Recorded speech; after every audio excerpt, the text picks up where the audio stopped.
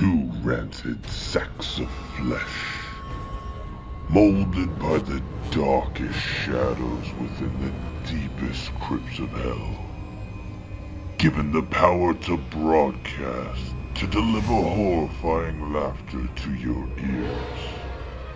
Here are your haunted hosts, Necromancer Nick and Josh the Ripper.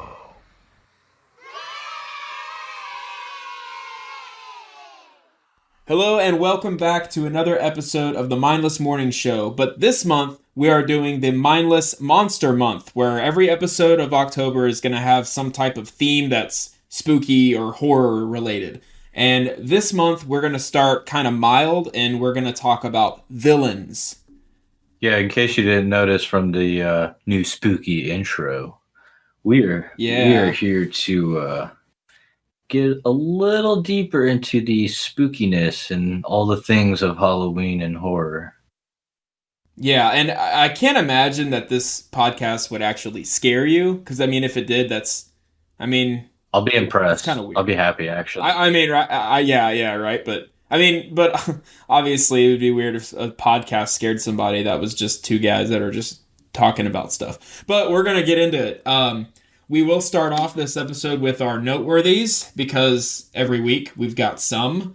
And I will start with what I think is really exciting, guys. And it makes it fuels us, because it means that you like what we're doing. We are actually ranked in the United States and ranked in the world as far as like leisure podcasts go in that category.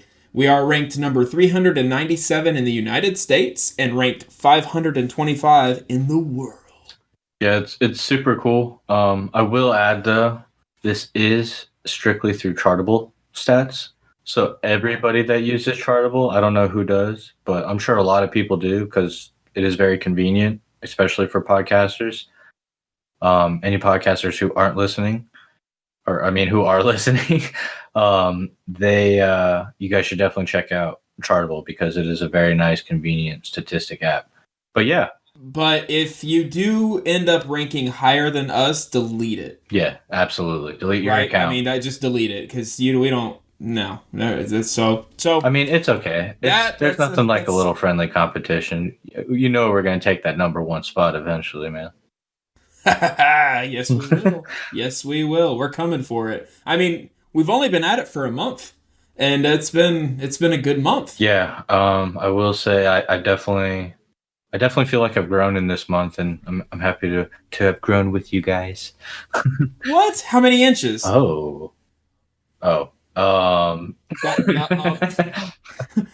Okay, you turned my innocent, funny dad joke into something perverted. Get out of here. You bastard. You know my daddy. Yeah, oh God. All right. Good Lord. We're off to this. This is how we start. Okay. All right, Josh, what is something that happened in your measly life? Oh, man. So, as some of you guys may have known, last week, the South Park Pandemic Special came out. Yes. It was a phenomenal episode. It was so good. Oh, man. It was so great. Beautiful. And I was about to watch. I was so excited because it started at 8 o'clock. My wife gets out of work at 9. And so I was like, all right, cool. So I'll have the last hour to be entertained to kill before she gets out. And I was telling her that, and she's like, oh, just record it. I wanted to watch it too. And I was like, what? No. Dude, I got hijacked. Yeah, you did. Yeah, and if you guys heard our TV episode, we talked about that, getting hijacked on your shows. Although this is a mild version of that, because we talk about like the whole series being hijacked. Yeah, exactly. So, I mean, I'm playing the world's smallest violin for you, because you did get to watch it. But yeah, waiting an hour when you know it's on. Oh, yeah, I know. But, you know, it was so good. And I watched it a second time the next day, and it was even funnier just the second time around. Oh, it's so great. It's so great. And that's why when we did our TV episode, what show did I say was my number one favorite? South Park. South Park. And that is why. Because the way that If you want me to get into it again, just listen to the last episode where I talk about it. But it's such a good show. If you haven't watched it, it can be rough around the edges, but you really got to read between the lines. I'll give them kudos too, because that episode was their first episode done 100% remotely. So that's really impressive. And you could not tell. Yeah, no, not at all. Could not tell at all. I feel like the quality was honestly better. Like everyone's happy and at home, so like they're in their zone. That's true. But I feel like I feel like they would play off of each other a lot though when they record together. I feel for sure. I mean, clearly they did a good job. And I mean, I'm not saying like working at the studios is totally boring. I'm sure working there is fun as hell. Oh, I can't even imagine. It'd be great. Yeah, it'd be great. So my my next noteworthy is it's kind of work related, but I did some work at home. My sweet, adorable 4-year-old toddler, she flushed a cleaning like a toilet cleaning sponge thing down the toilet, and it just clogged up the toilet so bad it would not plunge, and I even got my toilet auger and ran it down there and was trying to scrape it out. No, I had to pull the toilet off and lay it down and pull it out from underneath the toilet when I had the toilet laying on its side. And you should have just gone in barehanded. Oh no, I got it with my teeth, man. Oh hell yeah! Hire this man. Yeah. I'm pretty sick, so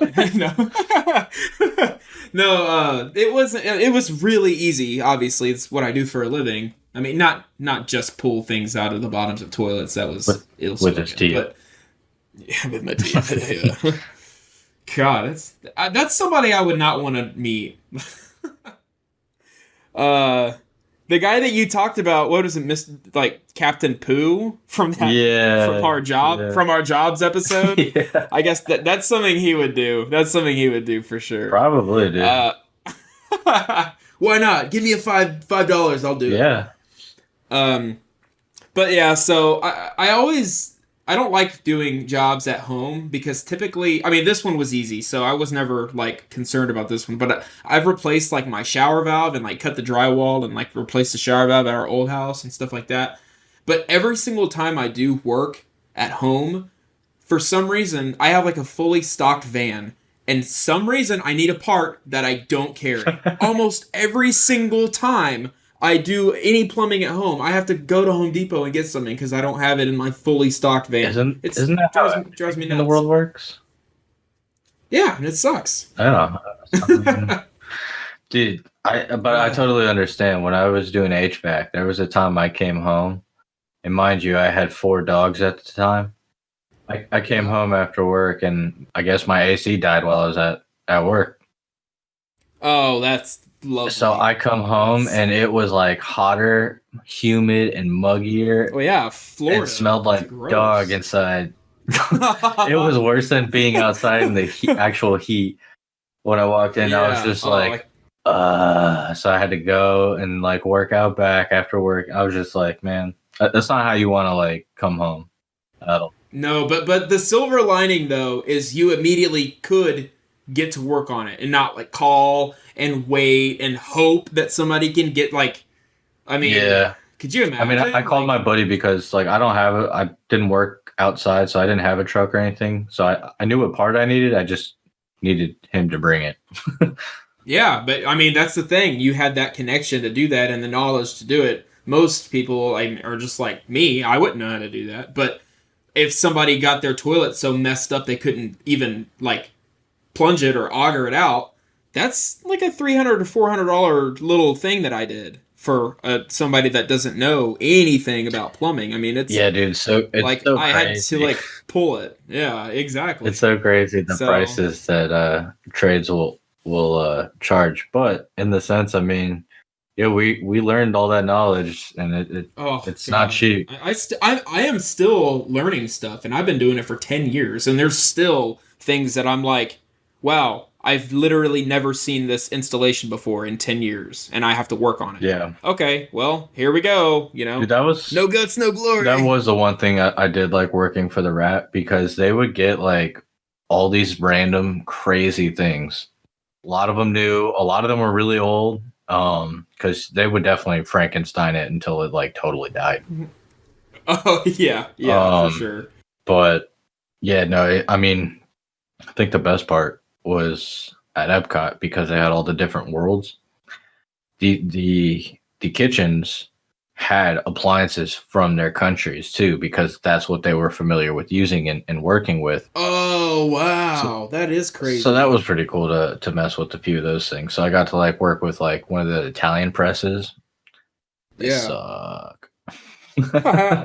Boo, Italy. Yeah. No, I mean for real, Italians like you're cool. Like I mean most of me is Italian, I guess. I'm pretty hairy, so. Oh yeah. Well, there you go. Yeah. Italians love you, Josh. Yep, and I do love food. That's all it takes. That's all it takes is for you to like food and be hairy. Dude, I mean, way to go. That's all it takes for me to like anybody. Well, not the hairy part. just give me food and I'll like you. Is your wife hairy all over and that's why you like her? Absolutely. Nice. Well, Josh, I know that you saw something pretty exciting that you wanted to talk about. Oh man, I did, and I you only know about it because I had to tell somebody. It was just so exciting. I told everybody I knew. Dude. Yes. So I got a fairly decent camera. It's not like a super high end one, but it has like a really nice digital zoom, y'all ask Josh for a couple. He'll send you some of the pictures he takes. They're amazing. Yeah, for sure. They so I can with this camera I can take really really good pictures of the moon. So I kind of like look at the screen for a while and I see like something every so often. It's kind of passing by it. One time it went kind of slow, but I was like infatuated with looking, so I didn't press the like click button. But there was a time I had gotten the picture and it snapped it and it was moving across. It looked just like a UFO crossing over the moon, man. It's so cool.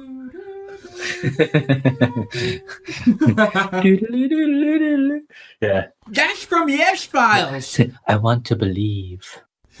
Oh, I totally. Oh yeah. But we'll get in that's a whole episode, man. Yeah, actually, for anybody who is interested, we are going to be releasing our Mindless Midnight series soon, and we're going to have a special guest, Sonia, who is super into like all the alien kind of stuff. So we're gonna have a lot to talk about. It's gonna be so fun. I can't wait. Oh yeah, no, it's gonna be amazing. And shout out to Sonia. What up? Yay! Yeah. So totally saw a UFO. Yeah. And it's amazing. Totally amazing. And then the last thing I have on my end, I don't even know why this made it in noteworthy. It's so stupid. But I've been in construction for like 10 years, and I've had a wedding ring for a long time, basically. And I'm not admitting to not knowing my anniversary. I know my anniversary, but I got a wedding ring like way before me and her actually got married because I wanted to wear one because I'm so needy. And I got one, and I got one of them titanium metal ones, and I work construction, and everybody's like, don't wear that, your finger's gonna get ripped off. Hell yeah, man. I'm like, nah, whatever. Well, it's not really a big noteworthy, but my finger got ripped off.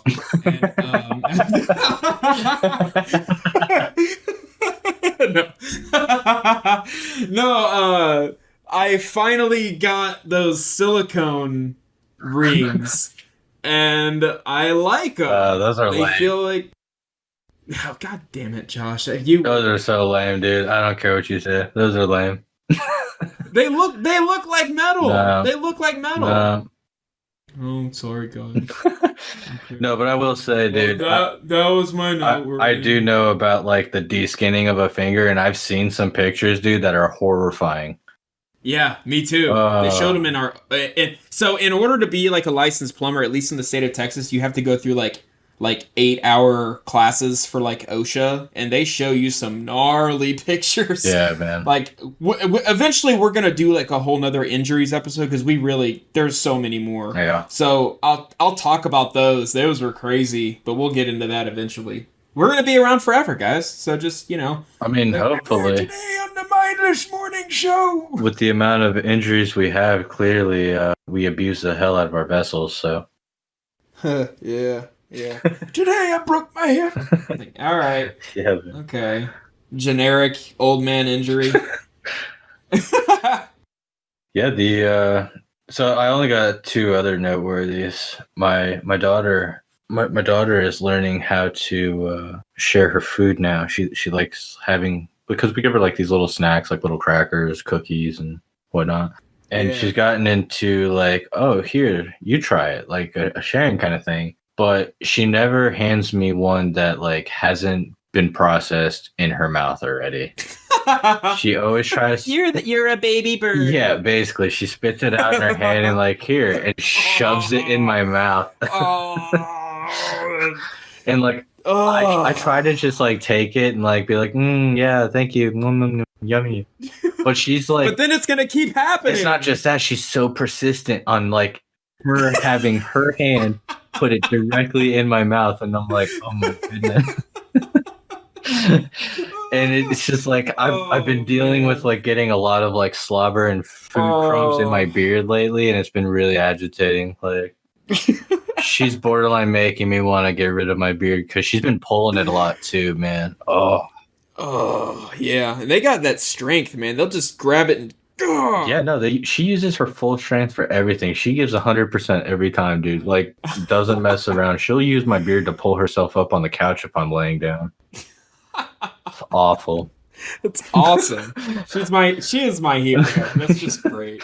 It's great. Yeah, well, I'm sure she's a lot of people's hero right now, but yeah. Hurt your dad, yeah. Hurt him. Pull the beard. Jeez. Yes. But that's awesome. I am also a hero today because a few moments before recording today, I was out back in my porch, and I live in Florida, so there's a lot of mosquitoes. And my wife and I were being bullied by one in particular that was pretty big. And got my ankle a few times, got her in the back. And the one got y'all several times? Yeah, dude, this thing was... What a villain! He said it. It was pretty big. It was, it was a villainous one. I did the world a favor, and I punched it. I punched it to death. Like, wow. Like, how many times? Well, I just had to do the one. I'm pretty strong. Oh, that was a flex. Right? So you punched it in the air, or you punched it against a surface? A surface. They called me One Punch Man. Okay. Oh, that's an anime. Yeah. Dude, could you imagine though if you could like punch one so hard it like died in air? I mean, that would be amazing. There was a time that like I was being swarmed by quite a few because I was in the woods, and I was swinging. I have no idea if like maybe I impacted one hard enough they just like their bodies flew. So I'm gonna go ahead and say I did because that would be cool. Wow. Okay, so you're a hero to the humans, but a villain to the mosquitoes. Dude, nobody cares about the mosquitoes. Honestly, they don't do anything for our ecosystem. They suck. Well, no, they're a food supply. For who? Me. You. Well, you're not doing us any justice, man. They're still out there. Hurry up and eat more. Okay, I'm in Texas. There's not many here because of me. Thank you. If you want me to move to Florida and eat your mosquitoes, I will. I wouldn't suggest coming here. I'm leaving. Oh, yeah, okay. Florida. I'll see you guys soon. That's hilarious. Yeah, you're going to move and be my neighbor. Dude, that'd be dope. Actually, I think you'd get really sick of me. Right? Yeah, you'd keep to yourself. But we could invent the world's first air-conditioned toilet together. Whoa. I did actually. It's a noteworthy inside a noteworthy. I installed a toilet earlier this week that when you opened up the bathroom door, the lid would go and like come up for you. And it even had like a built-in bidet. So what? I did that. Dude, people have way too much money and like they're way too lazy. I would piss in a pot if it like I had to. Oh, for sure. I do, and I don't even have to. Hell, I'd go shit out. No. Yeah, I'd go out back and crap with my dogs if like my neighbors couldn't see me. It's like I'm one with my pets. Yeah, why not, dude? I mean, that's a good one. It gets the grass fertilized too. Why? All right, well, here's an experiment. Here's an experiment for you, Josh. For our animal episode, before we do our animal episode, go out and crap with your dog so you can tell us the story of your adventure. I'll do it at night. Okay. I have security cameras that are night vision too, so like I'll be able to get footage. And I'm just kidding. For those that want to see a glimpse into the Mindless Show, like people that are like just joining us are like, nope. This is. I'll be honest. I probably wouldn't do it, but if I get enough whiskey in me, I probably would. Well, there you go. We'll have a poll eventually. Yeah, I'll bring toilet paper with me. I won't be a total savage. And you know, if we had a poll, everyone would be like, "Do it," even though they probably wouldn't like really watch it. They would just laugh, knowing that you did it. I made that idiot crap in his backyard. I do run the show. See, guys. Oh, we're idiots. So, that was great. So, we are going to talk today about villains, and it's not going to be, I don't know, we're going to get into a bunch of different things about villains because that's just kind of what we do. But I'm going to start off with saying my favorite villain of all time. And really, I think it has to be Heath Ledger's performance of the Joker. Yeah, it's amazing. Dude, he was so amazing. And I'm sorry, like that. Oh man, who was that one guy? He was like a band member or something.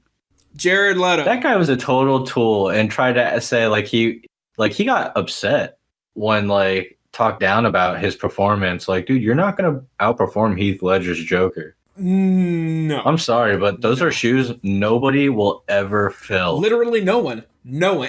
And that just needs to be accepted. Just everyone just be like, yeah, he killed it. Yeah. Sure.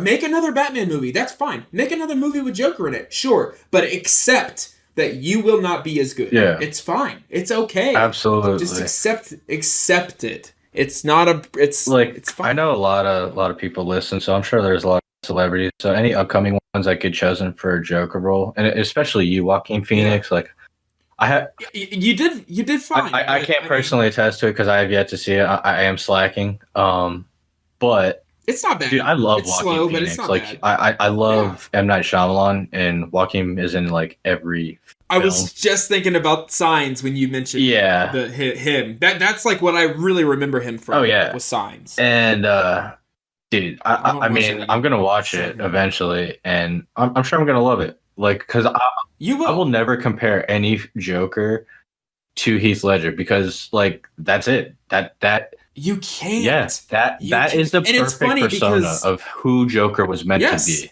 Yes. Oh, so much yes. And not only that, I feel like Joaquin Phoenix knew that, and he did not try to go there. He did his own version, which is still good.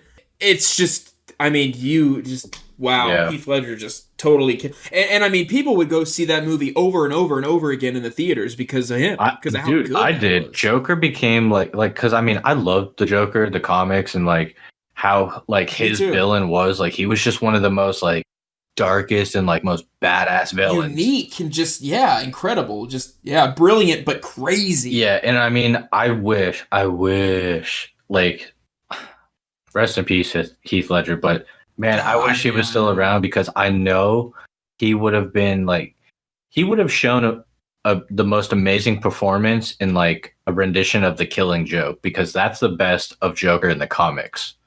Yeah. And well, you'll have to elaborate a little bit for me because I'm not quite that's on the same level. All right, that's the one like he kind of like cuts his face off and stuff. Wears it as a mask, or I don't know if it's his face. I think it was Chief Gordon's face that he may have cut off or something. Good God! Yeah, I forget whose face exactly. Like, it's been a long time since I've seen it, but like that was the one that is like the most darkest and highly talked about Joker comic. And I feel like if they ever did a movie version of that and Heath Ledger was to lead that, like that would have been like, you would have seen something even more beyond his performance in Dark Knight. God. These are for kids. Yeah. So I mean, I definitely got to agree with you there. Like, he is definitely one of my all-time favorites because he's so good. He perfectly captured who he was. But I will say my favorite aside from that would have to be Kilgrave. Who is that? Okay. So I'm so sorry, I don't know this. it's okay. It's fine. It's totally fine. Not a lot of people know him because like a lot of people didn't care to watch it, which don't really know why. But it's Marvel's Jessica Jones. Okay. So in the first season, it talks her villain is Kilgrave, and he's basically the man in purple. He's got like a suit. He's stylish. Oh yeah, and he's played by David Tennant, which phenomenal actor. So basically, what his power was something that like I never really thought about, and it was something that just made him like one of the most badass villains I've ever seen, and that was like the ability to anything he would say basically, you would do. So like if he had said, how do you fight that? Earmuffs. You don't. You can't because he's got like this. He was an experiment by his parents, so that he had a lot of parental issues too. So he was clearly he was a little controlling and things like that. But they had injected him with like some chemical that made him, when he spoke, release some type of pheromone that made it to where they did exactly as he said. So like there was one scene where he goes up to this gardener. He's just pissed off. And he goes up to this guy who's like sitting there cutting some shrubbery with his shears. And he's like, oh boy, stop right there. And he's like, stand up and open your mouth. And then he tells him to fall on his shears with the thing going through his mouth, basically. And I was like, oh my, like, dude, it was the most insane. Like, because they're in their mind, they're perfectly there. Like, they understand that they're just like that they have no control of what's going on right now. They're just having to like listen to his words, and they're doing exactly God. So they're terrified. Oh yeah, dude. And it's insane. Like, so I definitely highly suggest it because he does do some comical stuff as well. Okay. So it's a great series. What? Wow. Yeah, and that was my next question about that series, because I might. Now I sound like oh, there's that level of violence. I want to watch it now. Dude, have you ever watched The Punisher? Yeah. Oh, I love it. Yeah. So is it kind of like that as far as what they play and like how it goes? Yeah, it can get pretty gruesome. I'm not going to spoil it for you, but yeah, it can get pretty gruesome. Okay. So it's definitely worth checking out the first season. Okay. Right on. Okay. What's her power? She's like super strength. Okay. Yeah. So she's basically like a little miniature She-Hulk, but she's badass, dude. Like, I just love her attitude, and she's a good detective. So she's got really good intuitions. I don't know if that's an ability in the comics or anything. I never like heard about her. I read the Defenders, but like I never really paid too much to Jessica Jones. It was like all about Luke Cage and Iron Fist in the comics. So. Yeah. Okay. Well, that's cool. I'm gonna definitely have to check that out. And so those are pretty much some of the favorite villains that we have, and obviously there's a ton of them, but we'll get into more. Yeah, those are the ones that really stick out in my head though when I think about villains. Yeah. Like immediately, whenever we were thinking about this episode, I was like, okay, clearly those stuck out the most. Yeah. So, and I don't have. I know we usually have a story segment, and I don't have any villain stories because that would probably mean that I lived a really like crazy life. And I haven't. Like, if I had a villain story, it would probably be like, I don't know, like I got kidnapped or something really traumatic happened, and so I have like this person that I saw as a villain. Thankfully, I don't have that, and so I'll play like the little more innocent part and talk about that whenever I do play games with my kids, which is all the time. I always tend to be the villain when we play games, and I'm not sure how normal that is because we'll be playing like Tea Party, and I'll just use my doll to like flip the table and be like, no, I'm gonna get you. This party sucks. Yeah. It's like, I always end up doing stuff like that whenever I'm playing with the kids. They're like being all innocent, and I'm using the action figure and like, tea sucked.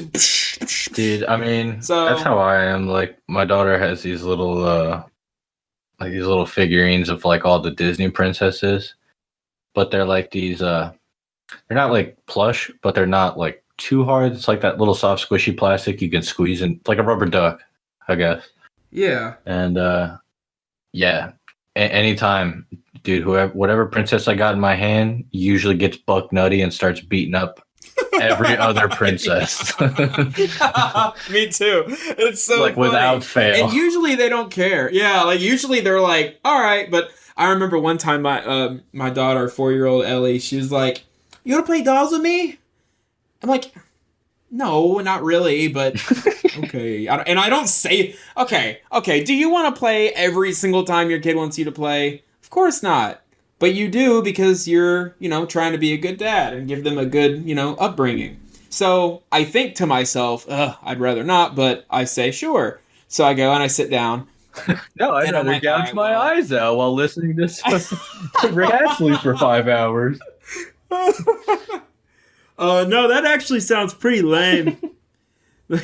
So, we sit down and I'm like, automatically I'm thinking, all right, I'm going to use this doll and like knock this house over. And she's like, it's like she read my mind. She's like, "Daddy, can you play normal?" I mean, that would be normal. Man, I know, but normal for her is like how she plays by herself with her dolls. Well, you got to teach her that's not normal.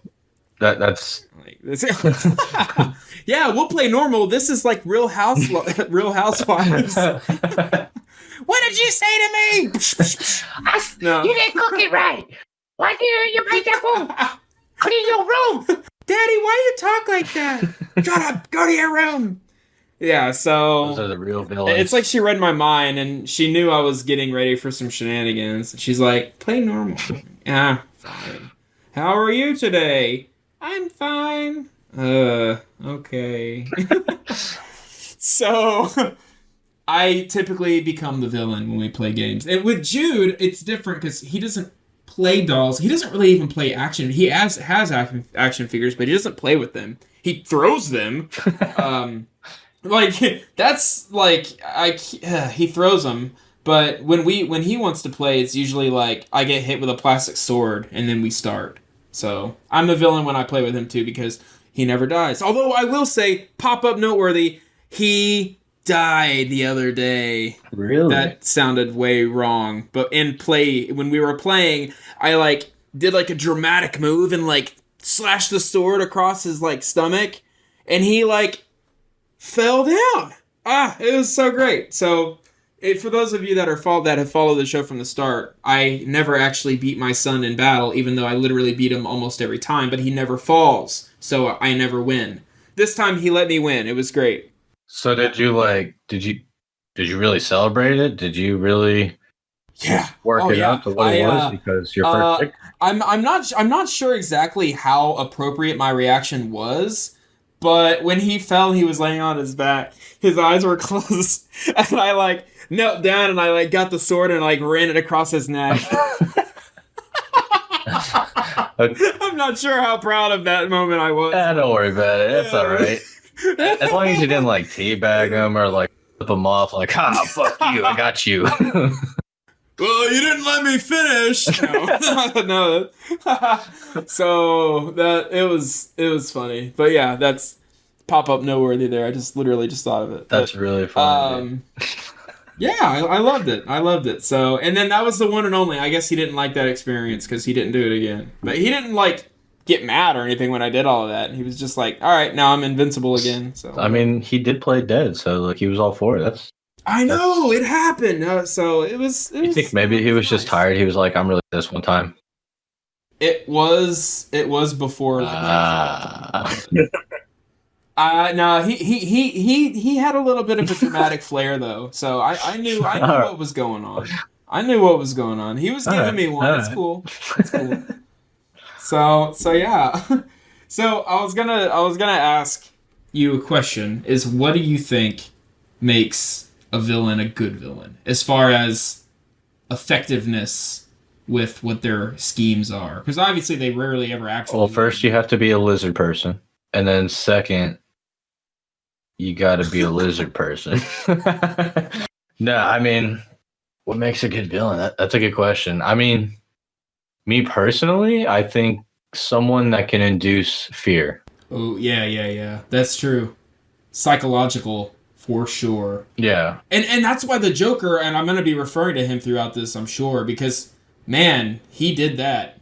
Yeah. But I will say, though, I did like the Scarecrow, like that his little Nox gas that would like do the whole fear Oh, yeah. Well, that was his thing. Yeah. Fear. That was like, he based everything on fear. Yeah, I don't think they like made him cool enough in the comics or like anything. I don't think that like character itself has potential, but something a villain that works off fear completely, I think good. would be the most amazing one if executed properly. That's true. And did you ever watch the show Gotham? I never got into it. Like I watched an episode or two and I was just like, yeah, all right.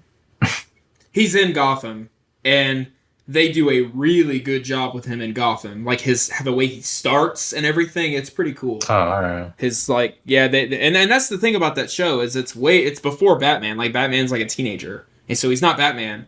But all of the villains are also kind of up and coming at that same time, and so they're getting into how they become who they are, and it's pretty crazy. It's a good show. I'll have to check that out. Yeah, I like it. For me, it's if you're really persuasive and you're able to talk really well, and you have like a silver tongue, you can get your way, and almost like be a covert villain before you are like a true villain. Like an example that I have is in a show, and it's like a crime cop show. It's called Justified. It's kind of old. It's been out for a while. But Boyd Crowder, he's a character in there, and he's got like a southern drawl, and he's just really good with words and getting people to like see his side of things, even if it's like corrupt. And it's like he's a smooth criminal. I can't do the noise that well, but yeah, no, I haven't heard of either that show or I can't. I don't know who that actor is. That's okay. Yeah, I mean, persuasive skills is definitely, I think, like a key feature most villains need, because you need to have some type of following as a villain. Because I can't really think of any villain that like really works totally independently. Oh yeah, that's true. There is always the henchman. Yeah. Yeah. Lex Luthor. Does he?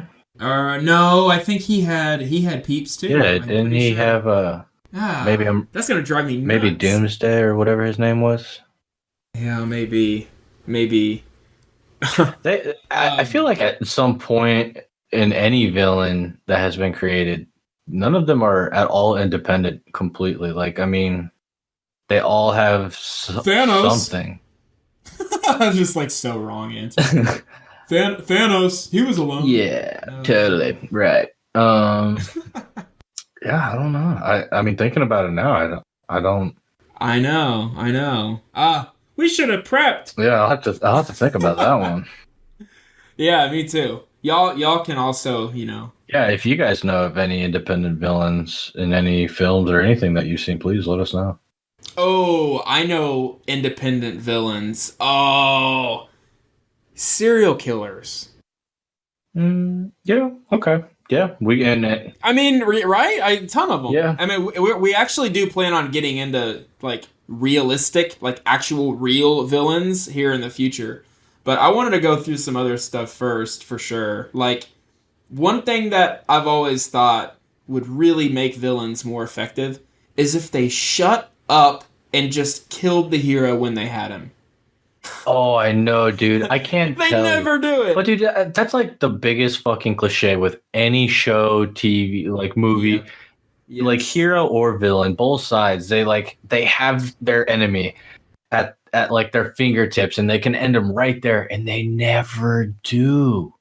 I bet you're wondering why you're here. Like, oh god. Yeah, dude. I'll tell you everything. It'll take 5 minutes. And in that time, you will figure out how to escape and stop me. Or somebody will hit me in the back of the head and then rescue you. Yeah, like, it is the most annoying thing that is, like, completely acceptable to people. Yeah, and if we are missing out on, like, a show or something where the villain just straight up does that, I want to watch it, because that's, like, changing the game. Yeah, you know? let's talk more killing, please. Like, could you imagine, like, they get, like, one of the main characters, and he's, like, tied up, and the like, villain just walks in and just, BAM! Doesn't say a word, and then leaves? Be like, holy crap! Like, totally unexpected. I will say the one that did it the best, again, Joker, when he shows the magic trick and leaves. Yeah! Yeah! Oh, Yeah, man. that's It was true. amazing. Yeah, he didn't screw around. Yeah. That's true. And that's why he was such a likable villain. I mean, he was better than Batman. Like, but I will say, in the Batman movies, at least with the one with the Joker and the one with Bane, everybody liked Bane more than the Joker, or Bane more than Batman as well. Yeah. I feel like it's because you already know what you're expecting with Batman. But with the villains, it's unpredictable. Nah, I won't. I don't know. I think with Bane, though, it was a lot different. It was the fact you see this dude jacked as a shit, like, just could beat you up. And he does. He's got this crazy, like, tube mask on. Yeah. And then he sounds like some freaking professor. Oh, why? I see you've come around. Like, hey, that's a good impression. like, even though he's got a mask on, like, dude, obviously your voice is a little weird to begin with anyway. That mask ain't changing it all too much. Yeah, they definitely could have done better with the voice. It threw off a lot of people. I don't think so, though. I think that's what made him. I think people loved it. I think people, I mean, oddly enough, I think that's what people really like. Bane from the 50s. Yeah. Well, I think the reason why, and I could totally see it being the reason why they did that, is to not make him too, like, Darth Vader-y. Because you can't go down that road. You just can't go down that road. That would have been like a bomb. Like, ooh. Yeah. I mean, they should have just had him talk in his normal voice and add a little bit of like an electronic tinge to it. maybe. Yeah, maybe. That probably would have worked. Just But, his regular voice with just a slight. I mean, I gotta be honest. I mean, I do. I think it's weird, but I like it. It works for me. I mean, I liked it too, but I mean, it was that like Because he was, it kind of showed a little bit of both in a sense of like how he wasn't just all brawn. He was a little bit of brain there too. That's true. Because he did do some like pretty, oh yeah, he brought the city to pretty its well knees, planned man. things. Yeah. Yeah, that's, So, I that's mean, crazy. I'll give him that. And it was kind of cheap though how he was defeated. Like, Yeah. come I don't think they knew what to do with him. I mean, they made him too strong, and then they're like, "Uh-oh, like Let's just have a feather fall on him. It'll be okay. yeah," and let's just like let Batman like punch his mask a few times. Like, man. So you're saying right now, if he did not have that mask, he would have destroyed Batman, no problem. Yeah. The mask is what set him down. Like, that's it. Like, Yeah. man. Have you ever seen the College Humor Batman videos? I have seen some of them, yes. They're awesome. I love the one when he's like fighting Bane and he's like, which one of these tubes do you smell out of? He's trying to shove the panties in his face. Oh, yes. Yeah, they've always got such good If nobody's seen that video, you definitely need to do yourself a favor and watch it because it's so funny. Yeah, it's great.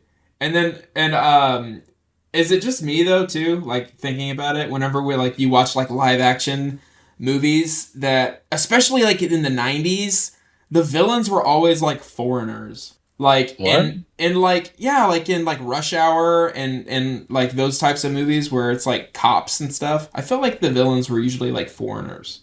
It's possible, dude. I mean, I won't get into it too much, but that's the doctrine of America's entertainment. Boom. That's true. That's true. And You can't be evil unless you're foreign. that's the American way. What have you ever heard? An enemy with a voice of an American. It's just boring. That's true. We need something different. That's true. Something different. And have you ever seen Roger Rabbit? Yeah, who hasn't? I think my wife still has yet to actually watch it, which that's a little bit of slacking on both our ends, but it'll still terrify you. It's an amazing movie. It is. And I know you have quite a bit to say about that villain. Yeah, it was horrifying. Like the way that his eyes like bug out like that. That was Christopher Lloyd, right? Is the yeah. He's the villain in that one. Yeah, I can't confirm nor deny. Oh, that's right. You can't. Name. Ah. I'm so bad with remembering these actors or actresses. And it's like a funny. It's like funny, but it's cartoons and real live action in the same movie, and it's funny and creepy all in the same time. But I like funny. Well, I like funny villains though. it's an older movie, and it is one of the best movies done so perfectly well for its time. Yeah. It's amazing. And I mean, dude, as a kid, crushed so hard on Jessica Rabbit. That was like probably my first like drawn cartoon like crush. I was like, whoa. Yeah. I don't know what they were playing at with that, but that was like every little boy is like, wow. Oh, I'm sure, dude. Yeah, it's common knowledge. Like But Jessica, please.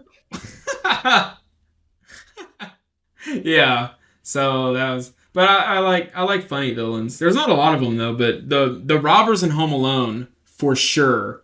Like, oh, they were great. It was like watching like 2 of the 3 Stooges like trying to do something bad. Yes. Oh my god. Yeah. That was a good. It was definitely a good one, and I loved all the like little simple traps that he had pulled. They were brilliant. They were brilliant. Oh yeah. Oh, in an interview with him, he actually thought of every single one of those himself as a kid. Did he really? No. Oh. Sorry.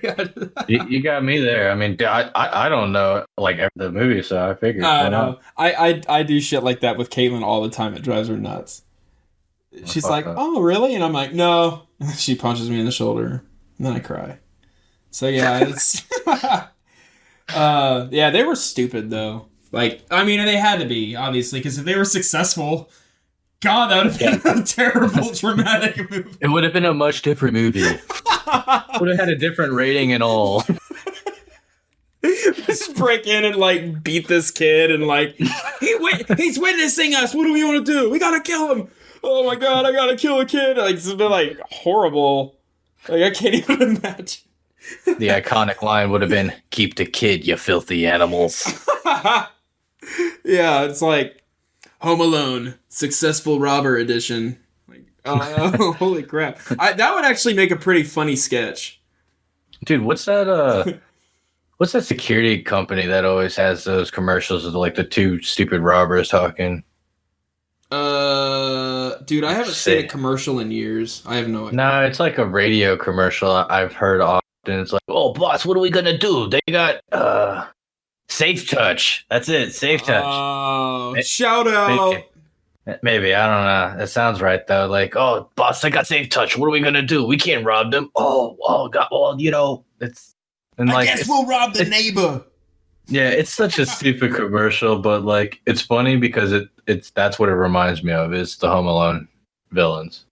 Okay, that's probably what they were going for. Just like stupid villains. It's very possible.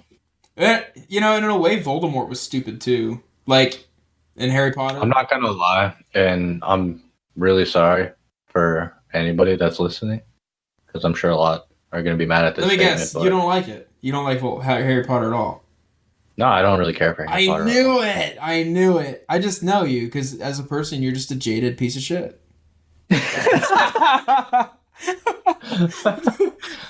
Oh shit. Okay, my reasoning. So you probably don't even know anything of the storyline then, or anything. No, so here's the thing. I've seen every single movie. Okay. So I can say it just sucks because I don't like it. But so here's the thing. I mean, I like wizards. I like magic. I like that realm of things. It's not that I don't. I just think that it was almost like it was a soap opera thrown into that realm, and out came Harry Potter. And it's just, it kind of like blew up to like really dumb proportions, I feel. Huh. But I will say, when I was working at Universal, I was working while they were constructing the whole first land of Harry Potter. you got to see it. So yeah, and that was something really cool. So I at the time I had a manager. His name was Josh, and he kind of had a little thing for me. It's the same name as you. Oh. And it was funny because like he came up to me and he's like, "You wanna check out the Harry Potter land?" And I was like, Yes, I do. "Okay, sure." And like I'm thinking to myself, I'm like here working. I'm the only one running the game. What do you want me to do? So he calls somebody to come over. He's like, all right. And then like he just takes me over to go look at it. And I was like, huh. And this is before it like opened to the public. Like, so it was completely empty. It was like immersive for you almost. Yeah. And I will say like being there, like when I was actually there, like looking at everything, it was really, really cool. Everything was nice. And like, I will say the guy had a lot of information about it, like, and how much, the author's name, J.K. Rowling. Yeah. J.K. Rowling. She had a lot to do with everything. How tiles looked, how certain structures were made, even to all the merchandise. Like they probably redid whatever rat is in the movie like 3 or 4 times. Oh yeah. Skeeves or no, that's wrong. I don't know.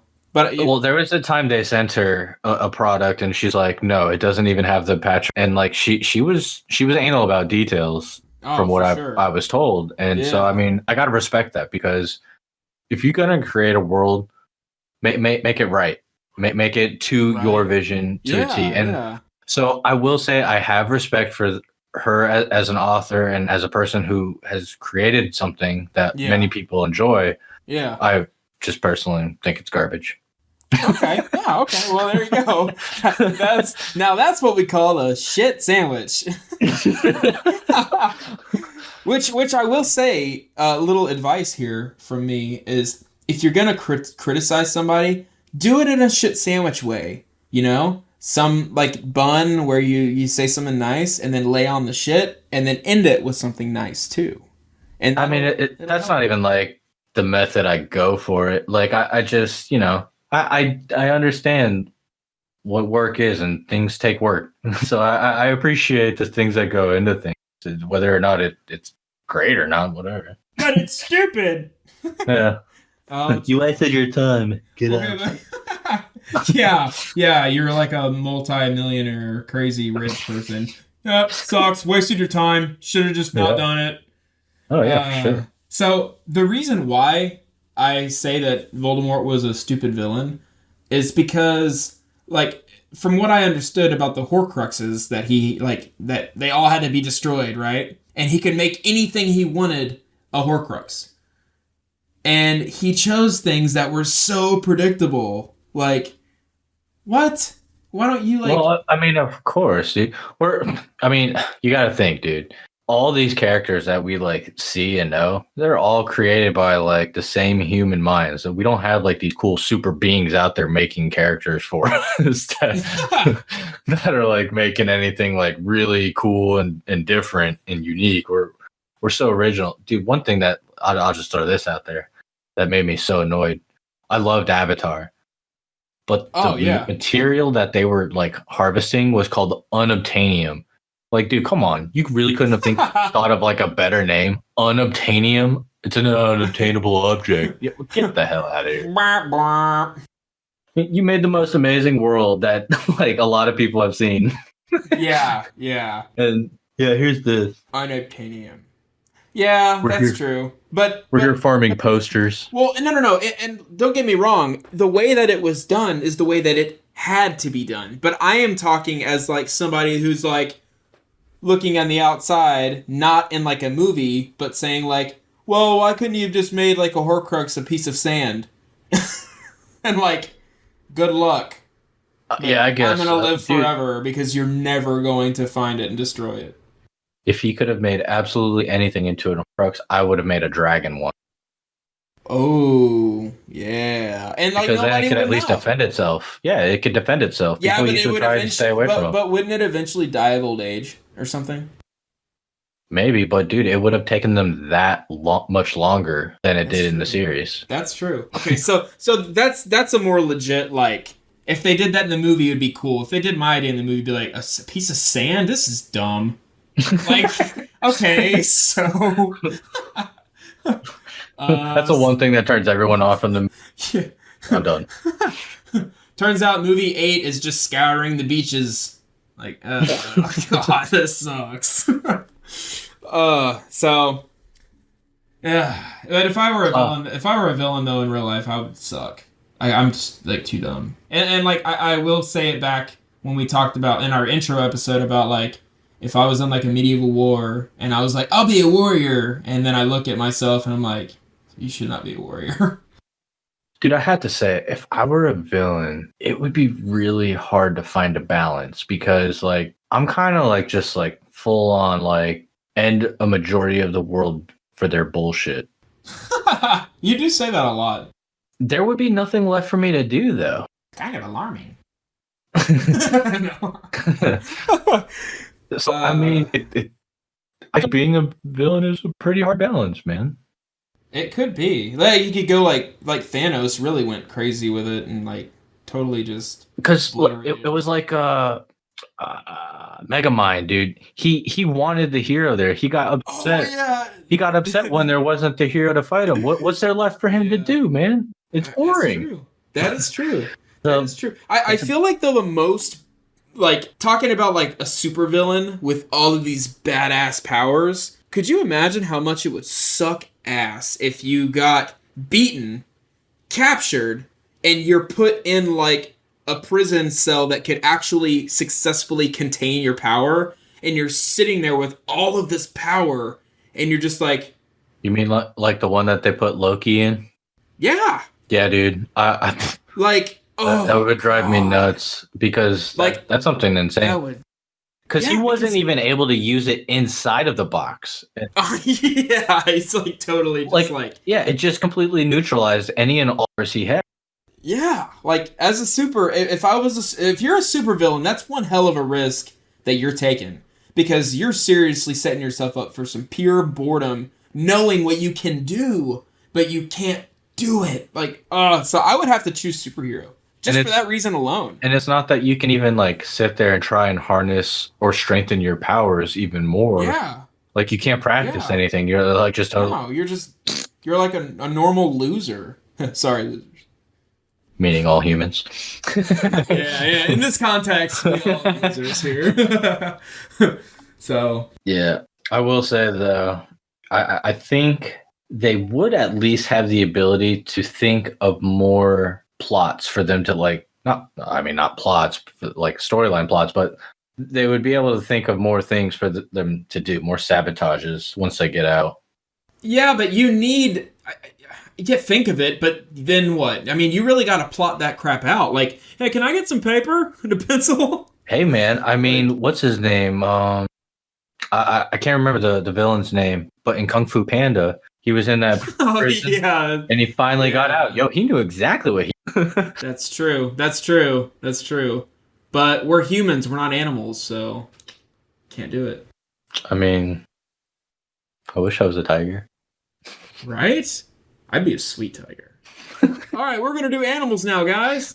No, I'm just playing. That's all it took. But yeah, so if I were a villain, I'd be screwed. Like, I would definitely have to choose superhero because then I can like be a good guy, use my powers, and if like I cause some collateral damage and some bad shit happen, they'd be like, it's fine. I mean, if you want to talk about collateral damage, you got to think about Sid from Toy Story.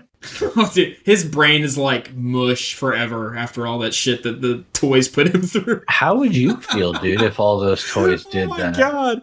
I would be in a straitjacket in a padded room. I can't even like fathom, like literally everything I know about the world just got shit on. Like, yo, I would tell you this. My daughter is not having a single toy in the house. Yeah. I mean, that would affect, like, I really think that would be the most profound, drastic realization of your life. I mean, to know that inanimate objects, because then you'd be questioning everything, like my computer mouse or my computer or like the poster on the wall, like where does it end? Because something has plastic eyes? Like that, or like, I don't know, man, maybe Disney doesn't want to, he just assumed he was tripping because he's a druggie. Was he like 10 years old? No, he was probably like 13, 13. Okay, 13. So that's old enough to do hard drugs. Yeah, absolutely. Absolutely, yeah, no question. I mean, so like he was actually in the third movie. What? Yeah, dude. He was the trash man that's like pew pew pew pew pew. He had the same shirt, the skull. Wow. That's okay, so he gets it he forgot about it miraculously. That or he just kept doing drugs. He's on like so much medication.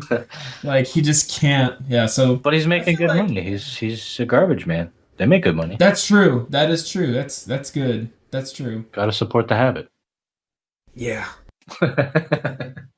So I have a question.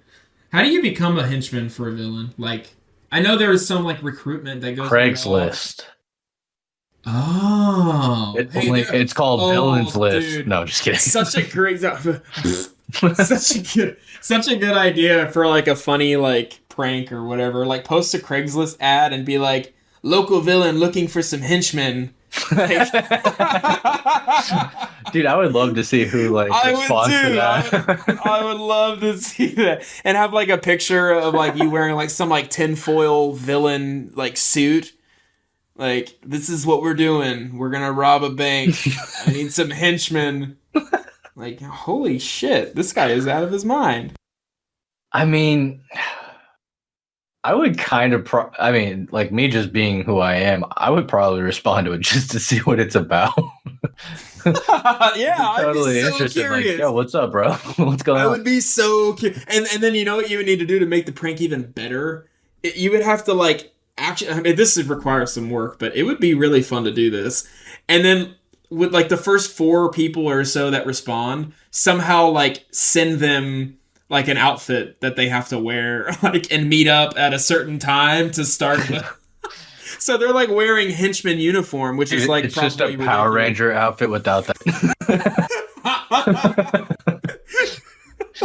Just those leotards he sent out. with like Sharpie on it that says like the Black Force or like the fight Professor Chaos. yes. It's like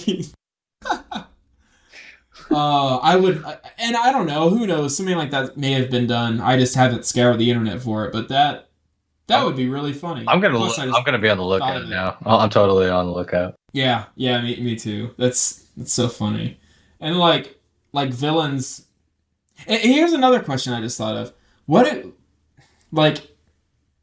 villains have alter egos like heroes do? Because, you know, Superman's got like Clark Kent and Spider-Man's got Peter Parker. The villains are always so like I think they stay true to themselves. They just embrace themselves more. I guess so. Because what's the point of hiding? Are cowards. Yeah. Yeah. Well, okay. The point of hiding is so you can go and get like, go sit at a restaurant. But you're a villain. You're supposed to like make a name for yourself by being a villain. You can't just go to a restaurant and be a normal person. A hero just wants to be a normal person, but struggles with the fact that they had the responsibility to take care of the people. Whereas a villain says, "Well, yeah, fuck it, let's kill everything and anyone." I guess so, but at the same time, the villains are missing out on so many good things. They're missing out on so many good things. They definitely. Well, maybe not. Okay, if I wanted to, maybe their side's a lot more fun. Okay. It's more dangerous and terrifying, especially when you're like we were talking about earlier, the risk of being like some super villain and then being in a room you can't get out of with all these powers. Man, that would suck. I just feel like the cons outweigh the pros here, man, with being a villain. I mean, obviously I'm not a villain, so I seem to have it okay, but just thinking about it, like, and then like, who makes the villains' clothes? Like, what do they do for food? How does all this work? Do they just steal everything literally all day, every day? That's kind of a lot. That's like a big burden. Maybe. I mean, they don't. Their henchmen do. like the henchman like comes into the hideout. I got McDonald's. I got the 20-piece nugget meal. No, that's mine. Okay. Like, Every day? They do that all the time for every meal. One of the henchmen goes and gets fast food. Like, or they cook. Like, what the henchmen are, like, peeling potatoes and shit. Like, I just want to know the logistics. I don't get the logistics. No one tells us. Well, the problem is not a whole lot of people, like, when watching... I mean, like, dude, be honest. If you're watching, like, a TV or movie and, like, they show something like that, you're going to be like, who the hell cares? How is this relevant? Like, I know. We say we want to hear it, but, like, if like we don't care. It is like that, and it's also like children in TV shows, like badass TV shows, and like the main characters have kids, but the kids are never in it because nobody wants to see that. Yeah, I mean it's we're like piranhas. We second it hits the water, we'll consume it no matter what, but we'll think about it after, like, oh, that kind of sucked, or that was delicious, you know. Yeah. Well, I definitely enjoy all of the, media of heroes and TV shows and villains and all that. But it is funny when you really think about it and you're like, wait, who does their laundry? like, what is... It's just so funny. And that's what we're doing with the show, is we're just delving into this shit because it's great. And it's something that we all get to think about, talk about, joke about, and just kind of, obviously this is all going to get left unanswered, but it's such a funny thought when you think of, like, the Joker eating a Big Mac because the henchman went and got it. Like, Or him using Snuggie detergent for his laundry. Yeah. I bet that's what he uses. Yeah. If y'all haven't noticed, I dropped McDonald's a few times and we did get sponsored by them, so... No, I'm just kidding. We didn't. Garbage food. Okay, if they sponsored us, Josh... If they sponsored us, I would still tell them to have garbage. I don't care. You like do an ad like, try the new number 8. It's at every... And then you're like, that shit sucks. Yep. No. Don't do it. It'll get you sick. We got an email. That sponsor lasted all of one episode. All right. Yeah, man. I mean, speaking of McDonald's, dude, we should definitely get into some realistic villains here, because McDonald's is definitely on that Ronald McDonald, that clown. Dude, the amount of realistic villains, we are going to end up having to do, like, some sort of two-parter, or, like, I'd say we'd have to merge some of our, like, realistic villains into, like, another horror episode for this month. We've got a lot, but I definitely want to get into some of them. Do you know? You do know. I know that you know some of them. Oh, man, I know so many. Because, like, this, yeah, maybe it's a little weird. Maybe it makes me a little dark. But I would have to absolutely say that I truly do enjoy, like, hearing about these types of stories. And not enjoy in, like, the sense of, like... You're, like, beaming. Somebody's telling you about it. You're just, like, so happy. Like, I can't wait to hear about all this. Let me correct myself here. I'm not, like, excited about that. I'm more so just fascinated with the stories and the mindset behind it all. Oh, yeah. Because, like, dude, some of the most, like, intelligent or, like, normal people are the ones that are really, really bad. And it kind of makes you wonder, what is the mindset exactly? Like, I mean, I could sit here and tell you, I hate a lot of people equally. So, like, I just don't get along with people. I don't. It's very, very hard for me. Sitting here, like, running a podcast, trying to, like, get people to hang out with us. So if you're still listening, I love you. So nice. So nice. But unless you don't listen to the show, then you suck. I will get into one of my favorites, and he's actually somebody who inspired a lot of... you look up to him. He's a father figure. Yes, absolutely. Oh, gosh. But he also inspired a lot of really good horror movies, Psycho, Texas Chainsaw Massacre, and Silence of the Lambs. Oh, damn. So his name is Ed Gein. Have you heard of him? I have heard of him, but I will admit I don't know a lot about him.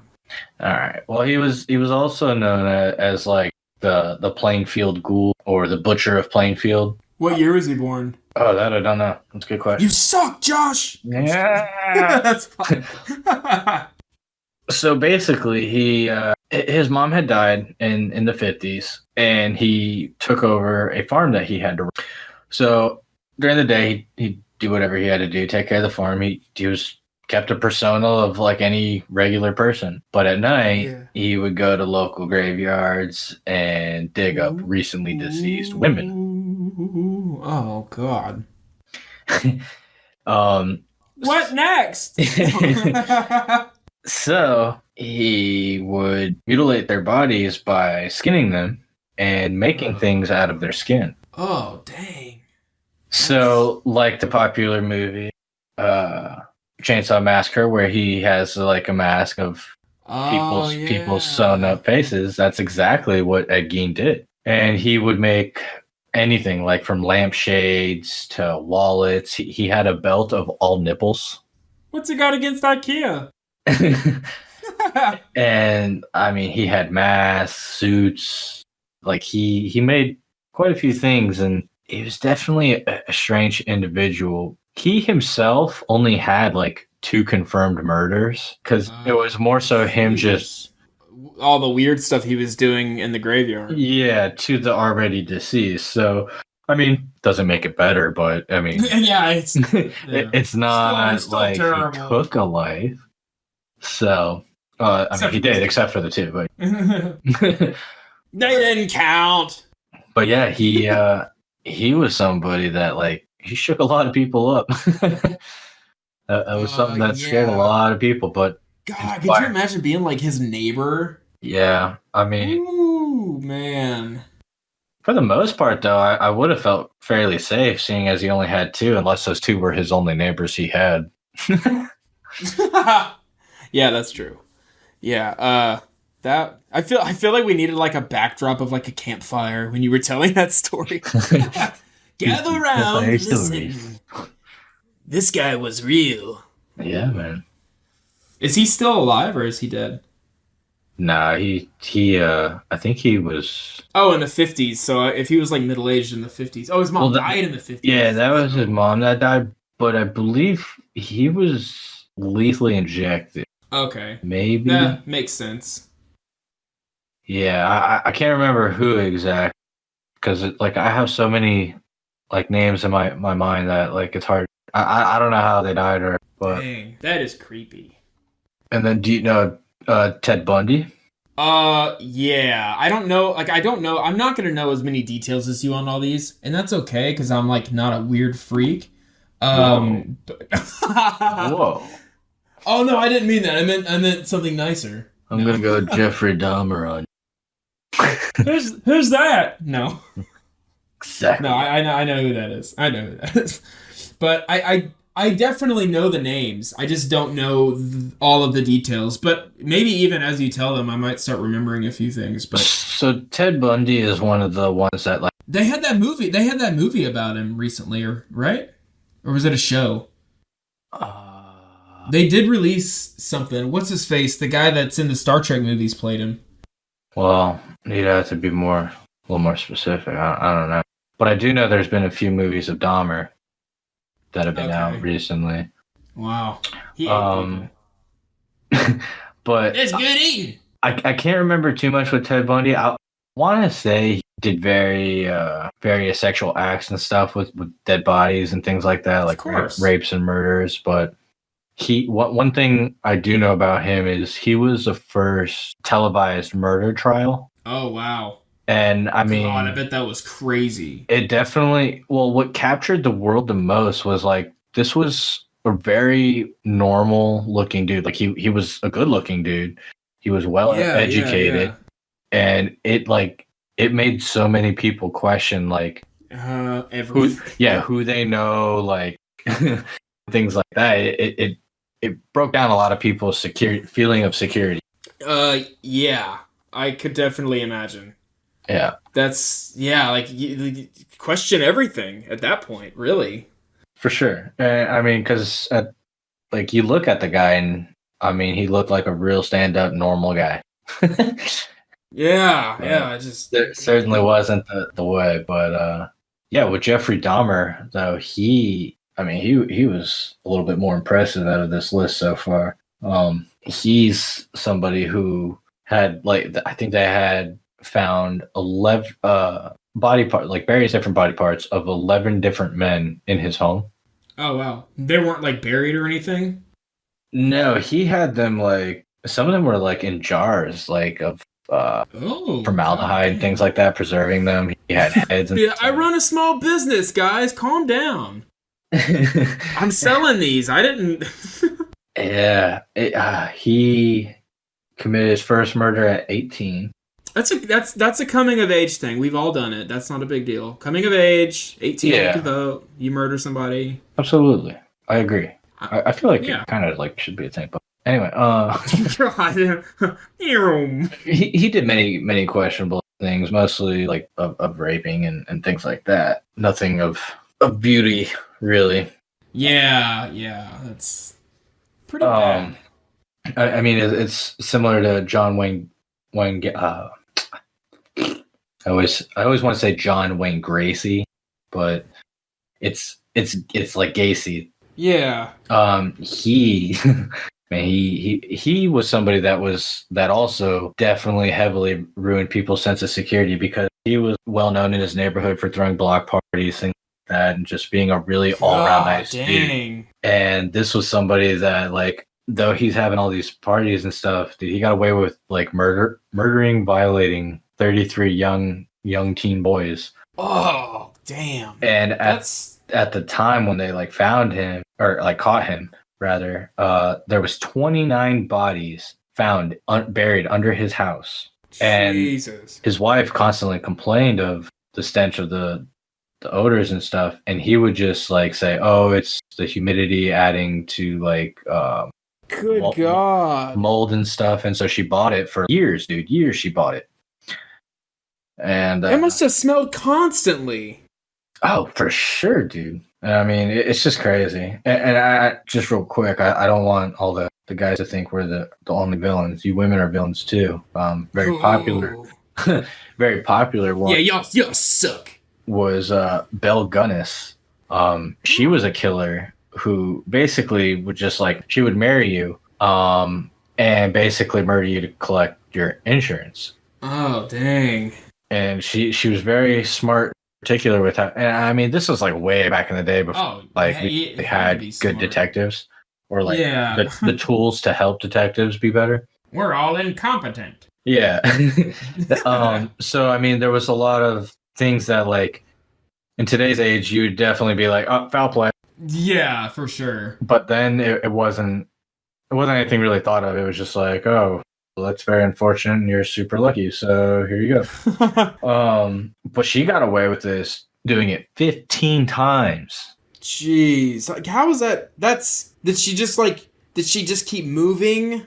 I don't know if she kept moving. I know she moved at least once, but I don't know if she like continually did it. I don't think she did often. But the time she got caught is, and if I'm not mistaken, this probably isn't 100% correct. She was married to a judge's son or something, and there was something. Yeah, well, no, there was something where she found out his will had completely changed to give him everything, or to give her everything, and the judge knew better. So it was something. Finally, a smart judge. Yeah, something along the lines of will that got her caught.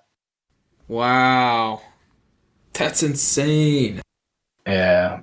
So villains are just guys, but the next two that I have are guys. I'm just gonna go over these last two. Yeah. Because I want to get into something else. Yeah. So H.H. Holmes back in the day had, and this is like way back in the day, he had something called a murder castle. And a little bit about him, he was an insurance scammer, not like Little Miss Lady Bluebird of Belle Gunnis. Lady Bluebird. But he did insurance in a legit way, but like scammed people. Okay. And so before he moved, or like after he moved, he became a pharmacist. I think he moved to Chicago. I want to say this happened in Chicago. Being a pharmacist back then was probably like straight up a lot of money. Oh, dude, retarded amount of money. Like he made a lot of money, so much so that he could afford like this 3-story castle. And it wasn't just a 3-story castle, dude. It was something insane because he added so many things, like hidden peepholes into all the rooms.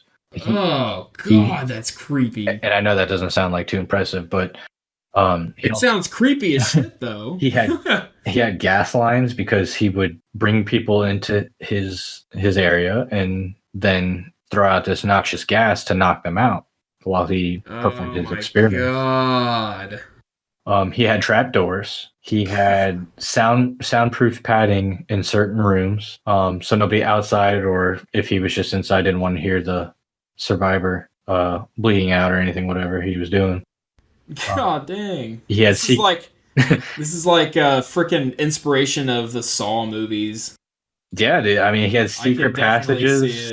He had a whole furnace in there. Like he would in his basement, like some gruesome experiments. And I mean, he would either dispose of them in his furnace, or oddly enough, and you could only do this then because you'd be caught now. He would sell their skeletons to medical schools. Oh my God. Yeah, and so I guess these schools never questioned. Asked. Yeah, okay. Never questioned where he got them, who they belonged to. Just it's my great aunt. Okay. But he finally got caught. But what was crazy is he was only convicted of four murders, and he confessed to a whole extra 27 of them before he was hung. So that should tell you how old this was, that we were still doing hangings. Yeah, right? God dang. So that's insane. Yeah. I'm learning a lot again. You're filling my mindless mind. I think the last one, though, I have here is someone everybody knows, or at least has heard of to some degree, and that's Jack the Ripper. Oh, for sure. If you don't know who Jack the Ripper is, then... I mean, nobody knows who Jack the Ripper is. There's there's over 100 possible suspects at the time, and they'll never find it because the only thing they had to go off of is the precision of cuts he would make to like harvest some organs and things like that. So they only narrowed it down to about 3 jobs or 3 professions that somebody could have that could actually perform this, but it wasn't even enough for them to go off of because it doesn't matter what your profession was. You didn't have to be a surgeon. Right. Like you could have just been somebody who knew of it. So they never were able to find it. And I mean, dude just like randomly vanished. Like I think he had like all these like serial killings of everything, and then one day it just stopped. Never heard about it again. Damn. Did he have like a calling card or something so they knew it was him, or just the way that he cut people up? No. Oh, I mean, they knew like he would usually like slit their throats and stuff. Like it was pretty much his targets were predominantly prostitutes in the area of London. Damn. So yeah, that's crazy. I feel like calling cards is like the ultimate flex. Like, yeah, I did this. Like, I mean, Joker, he left the Joker card that nobody wanted in the decks. But yeah, Jack the Ripper. Those things fascinate me, and I definitely think he nailed it though. Like he nailed it being an absolute mystery. So he is. I guess the realistic villains are villains that have alter egos, clearly, because you can't be that all the time and expect to get away with it. That's true. Yeah, I guess so because like all the ones I've just mentioned are. Yeah, they're all villains who. Super sick, but seem like a genuine, normal, everyday dude. Yeah, like that's just. Oh, it gives me chills thinking about it. Like being a plumber, all of these houses I go in, dude. Don't worry, Nick. I like you. Well, I'm not worried about you so much, but kind of. You've got some issues probably, so no. But for real though, I go in so many houses. How many villains do I go in their houses? I mean, dude, you're going in and installing some like really fancy toilets. I would assume a super fancy toilet because I would want a super fancy toilet. Yeah, that's true. I installed a bathtub that like you'd fill it up and you'd get in the bathtub and you would hook up the bathtub to your Bluetooth to like your phone or your radio or something, and you'd play music through the jets, like through the music. So like the vibrations of the water would go to like the beat of the songs that you listen to. Huh. Yeah. That would actually be pretty cool. I did see a speaker in Spencer's like that, and it was just like Yeah. a little jet, but it sucked, dude. It didn't work like as great, and I mean it was super cheap, so obviously, but it was definitely a neat concept and really cool. Yeah, I definitely see some weird stuff for sure. I think if I were a villain, I think I would just like make people dance all day.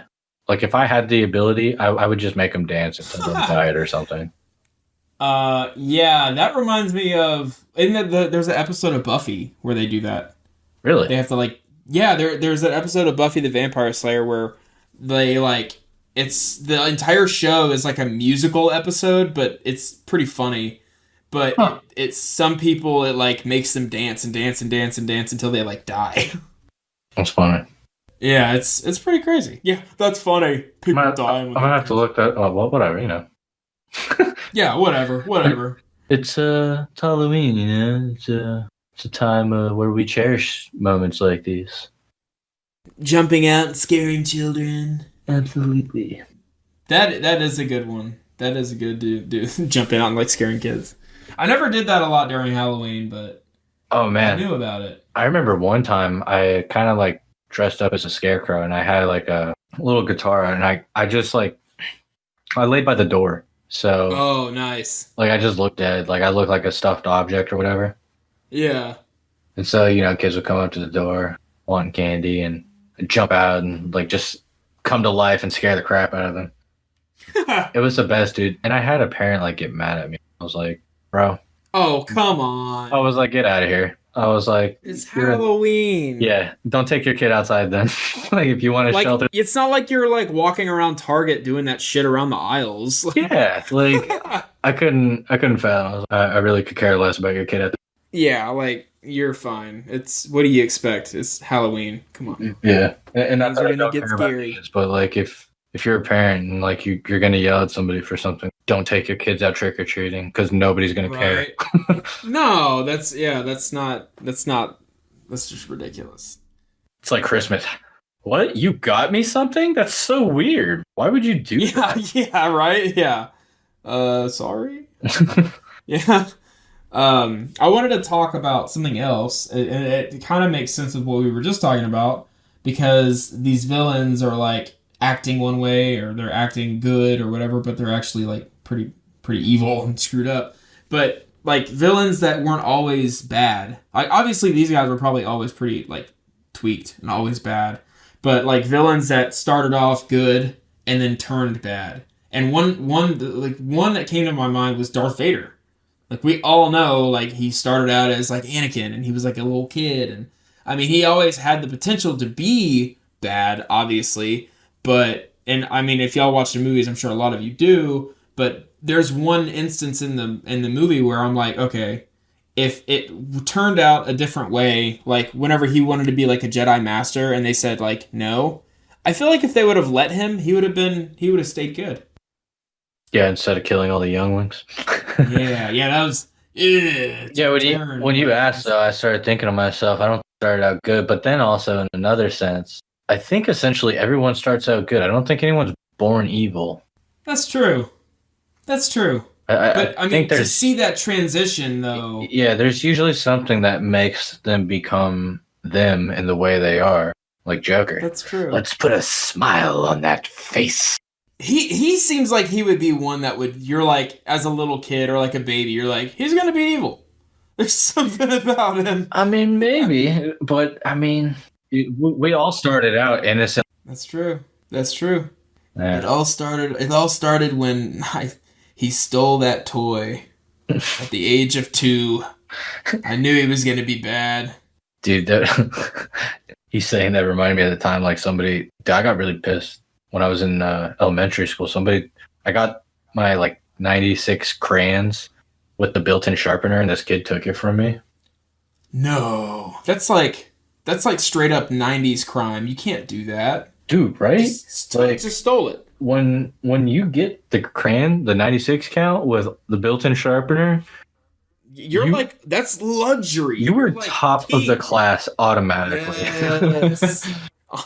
And so when this kid stole my dude, I was like upset. I was like, yeah. Okay. And now you're a villain. Way to go. Yeah, that's absolutely what spawned my hatred of people. I feel like a lot of the did you watch The Walking Dead? I only watched the first 2 seasons, man, and it just every other zombie thing, and I didn't care to invest any more time into it. Okay, well, fair enough. You didn't have to watch it to understand where I'm going with this, but like any apocalyptic type thing, zombies, end of the world, whatever, the like quote villains that are in it, it's like they weren't always like that, you know, because obviously they had to have some sort of normal life before, but it's crazy that some people are capable of doing stuff like that once the world ends or zombies appear, you know. Join the dark side. We have cookies. Oh, okay. Not like Frank and It's Always Sunny in Philadelphia when he's covered in Oh my god. completely covered in sanitizer. That is my absolute favorite scene of It's Always Sunny. That's why I wanted to bring that up. So for those of you that don't know this, like he's trying to be pure. So what he does is he shaves all his hair, and he's like just down into his underwear. And the gang comes into the bar, and they see It's like Danny DeVito, by the way. yeah, they see this like trail of like hand sanitizer leave the closet, and they open it, and it's him, Frank, on the ground, just like I just want to be pure. And he's crawling on the floor, and dude, it is just the fun. It's really creepy, kind of looking. It's creepy. He looks like a slug, like a snail out of its shell. Just like he looked creepier than he did as the penguin. So like, and it was just so funny though, like the whole concept. I love that episode. It's like one of my favorite episodes. It's a good one. It's definitely fitting for like the COVID going around, like totally fitting. Oh man, you know, one of my favorite. I guess it's kind of like a villainous film because there's not really much of like good guys. Yeah. In this per se, but Clockwork Orange. Have you ever seen that? Dude, I guess I did, but I don't remember anything about it because it was so long ago. So to me, it's one of Stanley Kubrick's like best films. I personally enjoy it, and I know there was like a lot of controversy, and I think it was only in the UK more so because crime rates in the UK had started like people started like kind of being copycats to that film. Oh no! What did they do? I mean, they were more so just like really degenerative young adults that like wanted to go around, cause mischief, and beat people up, rape, things like that. So good lord, it was something that I think impressionable much. Yeah, I don't know if it got banned in the UK completely, or if it was just something that was just completely thrown out of theaters and made just to DVD or something. I don't know, but I know there was like a big controversy in the UK for it. Holy crap, I kind of want to watch it. It's an amazing film. Like honestly, it's a really good mind-twisting. I love it. Those are the best. Those are the best. And one villain that I also wanted to bring up is from the movie Incredibles. The first one.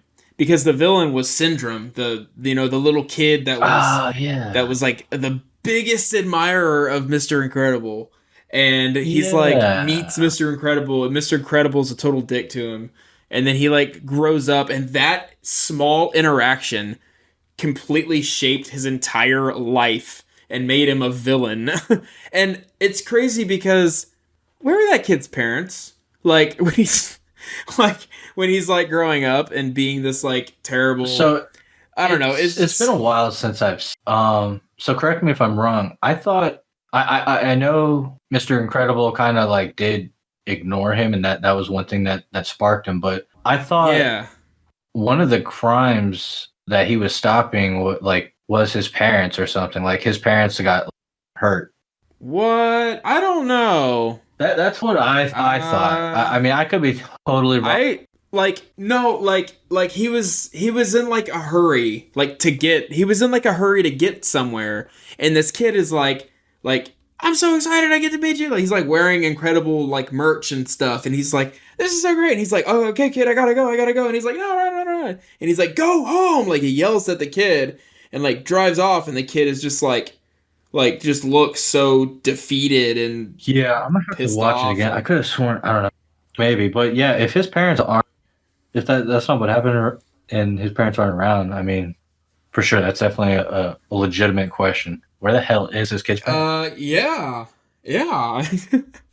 Well, and then like he grows up and he's this like villain, like horrible and hates heroes. And he's like straight up has like a body count of heroes that he's killed. Like in the database. Oh yeah, I remember he's, like, that. Scrolling. Yeah, yeah. It is, like he killed all of these, like killed these heroes. Yeah. Like they died because of his inventions that are like killing heroes.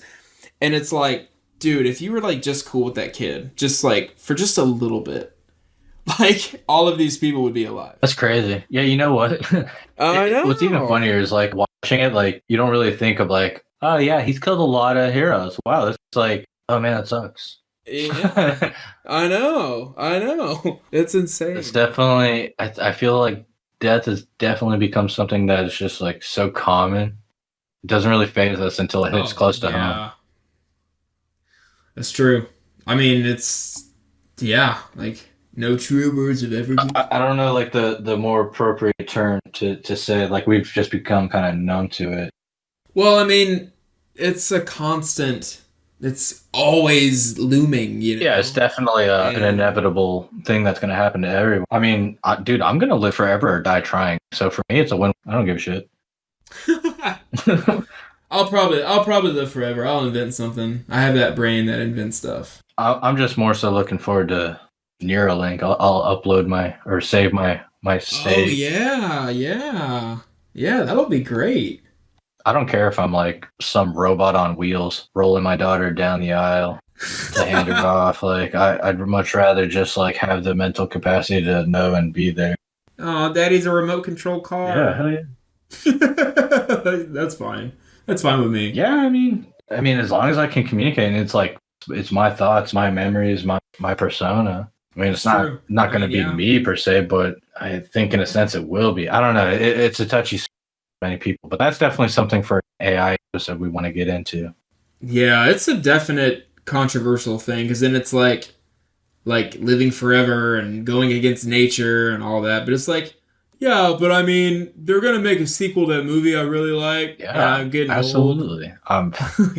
Kind of want to hang out and I want to see what happens. I mean, dude, I growing up as a kid, like seeing. I mean, it's not like crazy advancements like maybe my parents have seen, of course, but like for me, seeing me go from like the Super Nintendo to like the Nintendo 64 to PlayStation to now we're going to like PlayStation 5s. Oh man. Like the advancements in technology that's come away from like phones and gaming and everything else, it's so mind-blowing that like I couldn't fathom where the hell, like, I mean, if we're not time traveling, like we're obviously fucked up somewhere or we get extinct quick, but like I have to know what happens beyond like my life or my life expectancy of a human. Like I want to be carried on and know. It's like, yeah, that, and then imagine like that being a thing and you do that. And then people that are born are like, you're like 600 years old. And you're like, yes. I mean, I would assume you don't actually sound like a robot, but I think at some point I would eventually more than likely get rid of myself. Like I just to like kind of pass on to whatever's on the other side. Oh, and be a whole... Yeah, but what if everybody that you knew and loved did the same thing? Then you can't be a different person. You're, like, still you with your... You know. I don't know. I don't want to... It's like, oh, my wife's involved. I'm out. There's definitely good material for future AI episodes. Because, like, I do have a really good idea for our AI episode that there's a lot to talk and discuss about because... It's something that it boggles everybody's mind. Yeah, it's especially when you really get into it, like what it could be, what it will be, and what we already like are achieving with it. It's crazy. Yeah, for sure. And you know, one thing we haven't talked about yet that I'm surprised. You know, we're two game developers and we haven't talked about the greatest villains in video games. Oh yeah, and getting into that, you know, automatically, as soon as we brought that up, I only thought of the retro ones. Like, immediately thought of them. Like, Bowser and stuff. Like, Mario, Bowser, you know, and like, Ganon and all of them. Dude, Ganon's a beast. I'd put Ganon over Bowser. I'm sorry, that's just me. Oh no, me too. But I think that's because Nintendo's always made. Well, I don't know. Yeah, I would say you're right on that.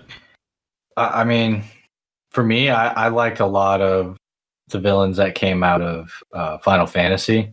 Like, everyone knows Sephiroth. Everyone knows that iconic, like, 20-foot sword he had. Yeah. Like, he was just so cool. And I mean, I don't know if you've seen the movie Advent Children. I haven't. An amazing CGI film, completely CGI, but looks amazing. The whole fight scene between Cloud and Sephiroth in that movie is just phenomenal. I loved it. Insane how they do Oh that. yeah. And my other favorite villain would be Seymour from Final Fantasy X. And he was someone that was just like, even the way he was made, like, you hated him immediately because he had Really? this ridiculous like gut that stuck out of his like fancy clothing. And it was just like he just walked around like his shit didn't stink, and he had this like stuck up attitude to everyone, and you just hated him. You immediately hated him, and like I guess that made him a pretty good villain. But I will say he did have like the coolest summon at the time, which in Final Fantasy X they called him Aeon. I can't remember the name of it either. Man, I never got into the Final Fantasy games, and I know that's like blasphemy. And before anybody who is a Final Fantasy fan listening, and before they get upset, Kefka was amazing. He was an amazing villain. Probably the best, if maybe. I have a little statue of Kefka, Cool, actually. It's pretty cool. Oh, that's super shit. Heck yeah, man. Oh, yeah. Did you ever hear of like the funny theories that people made that Mario is actually the villain and Bowser's the good guy? Like there's like this really long spiel about it and how like Mario tanked the economy, and, like he destroyed all of these like creatures and stuff, and it's really funny. Why do the Toad people help him? Are they his henchmen? Man, they are henchmen. Ah. I don't know. It really went into detail. I didn't. I read it years ago and it was cracking me up. I've not heard of such a theory, but I'm gonna look into this because I could see it. It's kind of funny that now you mentioned it. Right? Yeah. Like Mario, like the princess is actually trying to like get away, and Bowser is like trying to keep her safe. That's why. Like I don't know. It's So what does that make it's Wario and Luigi? Are they good guys now? Luigi. They're just like really messed in the head good guys like us? Probably. You're more of a villain than I am. Yeah, for sure. Absolutely. I mean, I think anybody listening to this episode would know, seeing as you didn't participate in a realistic villain. Like, oh, I don't got much. Yeah, I don't know. Like Yeah. bad people. Yeah, I just like things that are nice and happy. So I just- that's what I'm I all just about. eat rainbows and poop butterflies. How'd you know? Oh yeah, you watch me at night. I forgot. But I feel like the retro villains are way more interesting and way better than like modern villains that are in games now. Because I mean, games now they do like a good job of making them like as realistic as they can, and I feel like the bosses are not nearly as like eccentric and crazy and like you know, I don't it's different. play like every single game there is out there. I'm sure there's plenty, but the one that I can think That's of true. I don't either. the most that was like, whoa.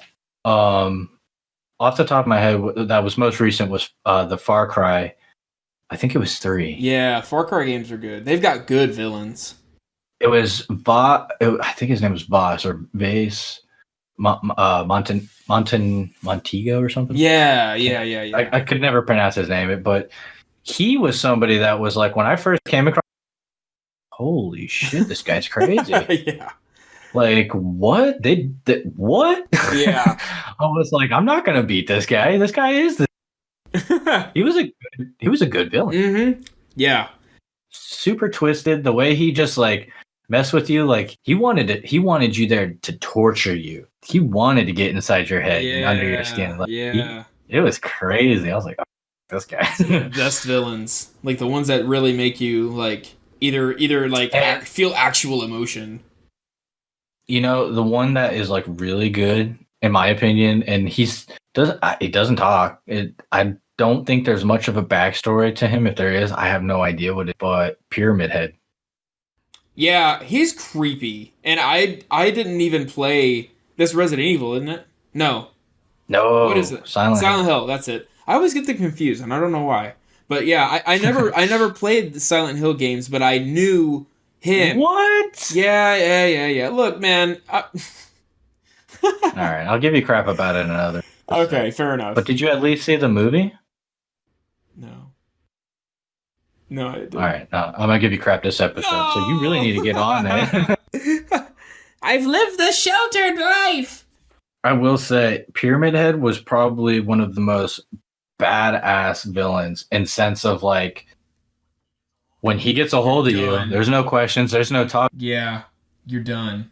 So he's pretty straight to the point. Now, granted, he is slow at walking, but like, you know. Well, if he was fast, it would be impossible to beat the game. Yeah. But dude, I mean, it was so crazy. Like it's not so much in the game, but in the movie, he gets a hold of this one chick in front of the church. Like, cause she's trying to get inside the church for safety where everyone else is at, but like they're not letting her in. They're like, yeah, no way in hell. Yeah.